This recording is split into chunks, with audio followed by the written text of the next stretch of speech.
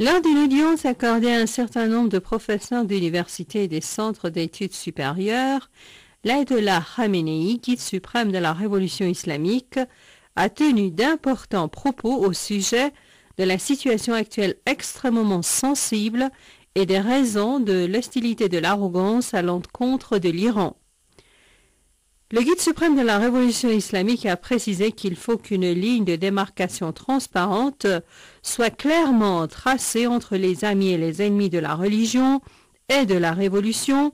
de manière à ce que si une personne n'arrive pas à s'en démarquer, elle soit dévalorisée et que si elle manifeste une tendance vers l'ennemi, elle sorte certes de l'ordre islamique. L'accent mis par le guide suprême de la révolution islamique sur la nécessité de dessiner clairement une ligne de démarcation avec les ennemis de la révolution islamique met en évidence le caractère névralgique de la situation actuelle. L'arrogance mondiale déploie tous ses efforts pour faire croire qu'il y a un fossé qui sépare les hommes d'État iraniens de leur peuple et que l'Iran est en position de faiblesse. La réponse que peuvent leur donner le peuple et les responsables iraniens réside dans le renforcement de leur unité déjà entamée dès l'avènement de la révolution islamique et qui se poursuit. En outre, contrairement aux illusions et prétentions des hommes d'État occidentaux, leurs efforts pour asséner un coup à la révolution islamique est en fait une réaction au renforcement de la puissance de la République islamique d'Iran.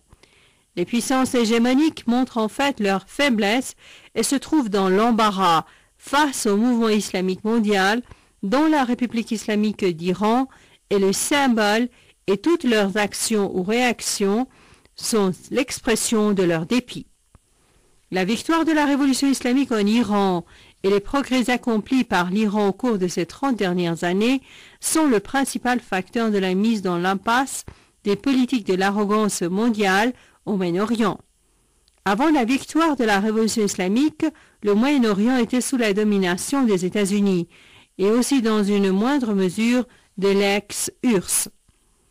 Washington s'imaginait pouvoir dominer le Moyen-Orient dans sa ceinture sécuritaire, mais la révolution islamique a brisé cette barrière et a révélé la nature des politiques des États-Unis et de leurs alliés occidentaux aux nations musulmanes de la région et d'autres nations.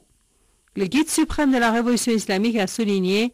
que la présence active de la République islamique d'Iran au Moyen-Orient et dans le Golfe Persique est le principal facteur des échecs de l'arrogance et la principale raison de leur hostilité à l'égard du peuple iranien.